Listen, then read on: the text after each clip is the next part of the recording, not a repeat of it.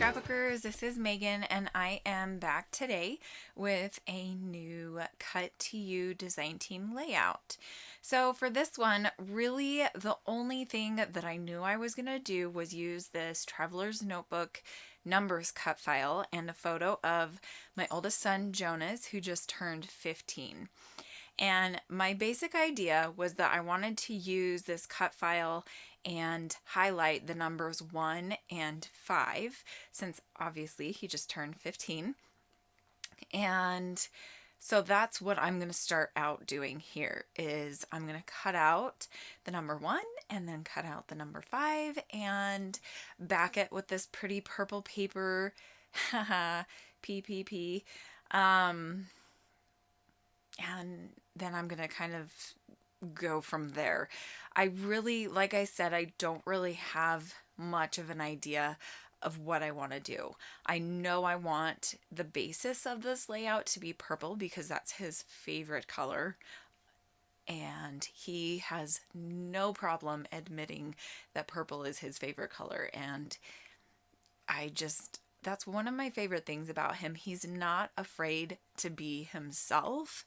And I love that about him because a lot of kids just want to impress others and they do what they think others want to do, and he's never been that kind of kid. He's always just been true to himself and just such a sweet boy.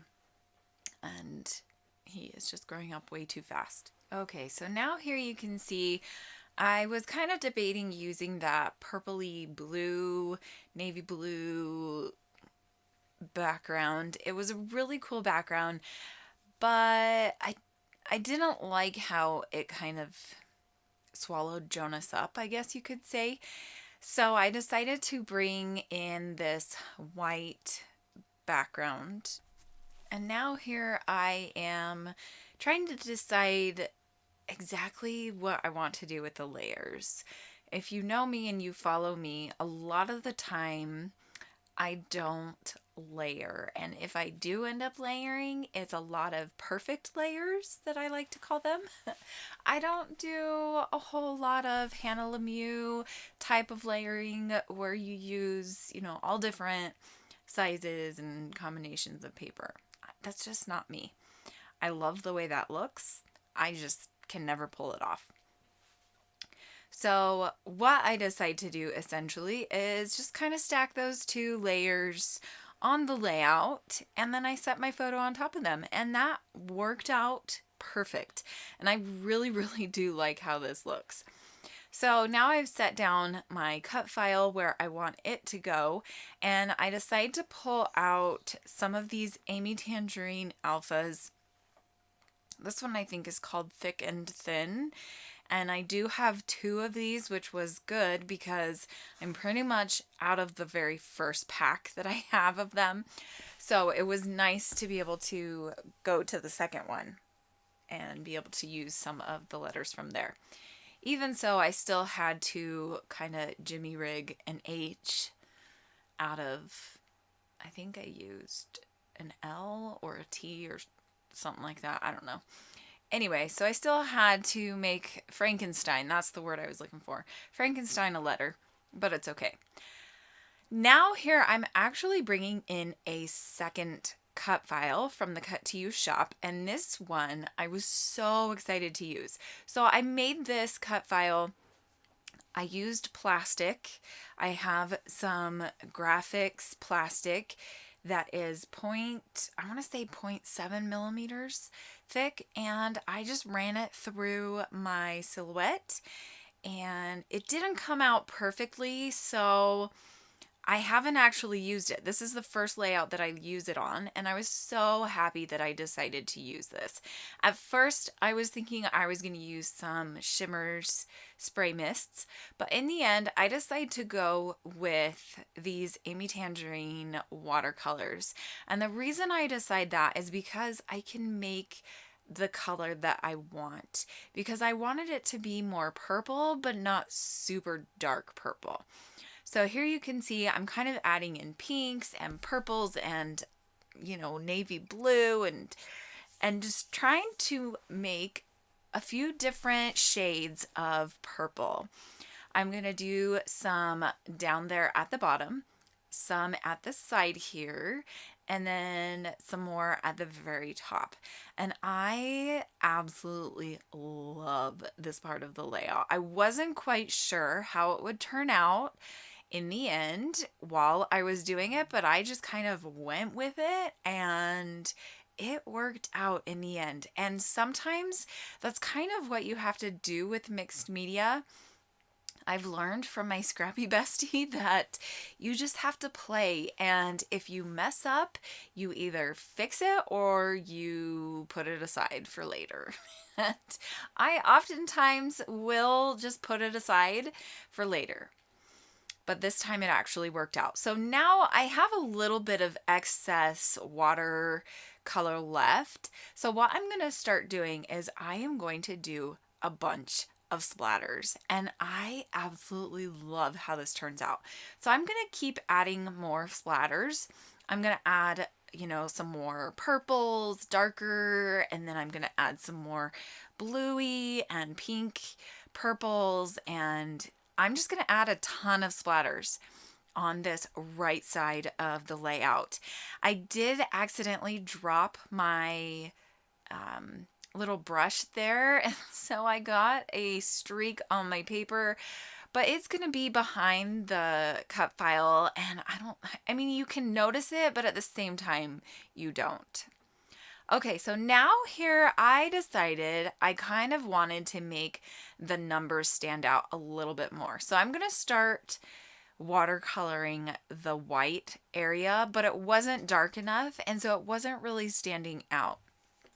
So I decided to add a lot more purple. So I made it a dark purple, and this makes it pop off of that pattern paper purple. PPP. And I absolutely love it. At first I was like, oh no, I made it too dark, but in the end I really like how it just pops off of that white background. And I'm not sure if you can really see it all that well, but you can in person see the rest of the numbers even though it's kind of white on white. Here I'm deciding to add some princess shimmers. So that was just a shade of purple, and I really like how that kind of added a little more of a purple, darker purple to the splatters. Now I'm going to glue down these layers and the photo. I am going to actually pop the photo up on some fun foam. So this is where I pull in that background paper that I used for the number 1 and 5. And I am going to crumple it up and fold it over on top of itself and all of that fun stuff just to give it a little bit more texture. Here is where I'm going to add some fun foam to the back of the photo. And you can see that I did end up gluing down the title. And after I get this fun foam on, sorry, I am having a really hard time with my glue gun. I think something's wrong with the glue that I put in it recently, so I'm going to have to take it back to Michael's and get a new one, because I was looking at it the other night and it's like, it looks like it's melted or something. It's really weird. Anyway, so now I'm going to spend some time to glue down the numbers. I did consider maybe popping up the 1 and the 5 to make them stand out a little bit more, but after spending a couple of seconds thinking about it, I realized that was just going to be too much work. So now I'm just going to glue down all the numbers with my Tombow Mono glue. That's my liquid glue. And pardon my head there. My hair was a little bit crazy this night that I was working on that, so please forgive me.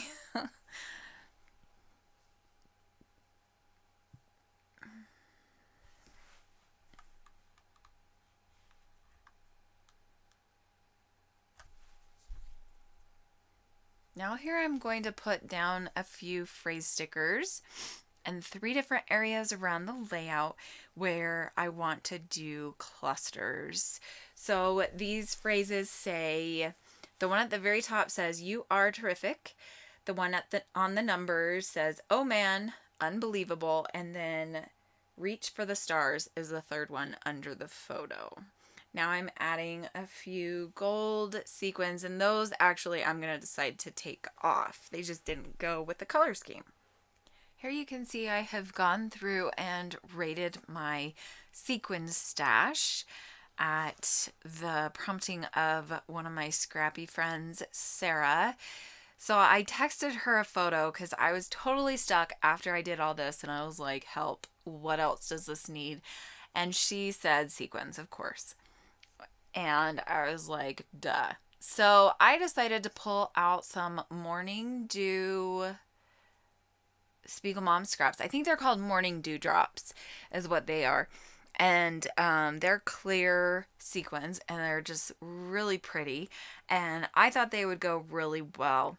Sarah kept telling me black, use black, use black. And I was just like, I don't think I want to use black sequins. You know, like I felt like the middle of the layout didn't need that pop of black color. But she kept saying, use black, use black. And so I did pull out a couple of black sequin mixes.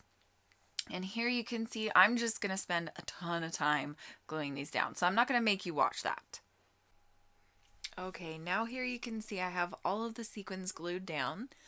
I have placed a few clusters of white and black sequins along with some of the Morning Dew Drops. Then I'm like, okay, Sarah keeps saying, add some black, add some black. So I decide my clusters need something black. So I'm going to go off. Oh, I forgot I did this. So first, she suggested to outline some of the triangles. So that's what I did. And I absolutely love how that turns out. Then I'm going to decide to do some stitching on the layout. So I go to my machine and I sew on some stitches in each one of the cluster areas. Here I'm going to outline each of the stickers, and that works out really well and makes the phrases stand out and just pop. I love this. Okay, now I am back and I'm showing you each of the cluster areas, and then I'm just pulling the thread through so that it's not so messy on the front. And I am so glad I decided to do this. I absolutely love the stitching. I think the stitching is my favorite part. I mean, I love everything about it. I love the cut file. I love, you know, the stenciling and the outlining and everything of the cut file. But the stitching really has my heart. It was that last minute addition that just needed to happen to make the whole layout look amazing. So I hope that you enjoyed this layout. I had so much fun making it. Make sure you jump on over to the shop. I will leave links below, and I will see you again very soon. Bye.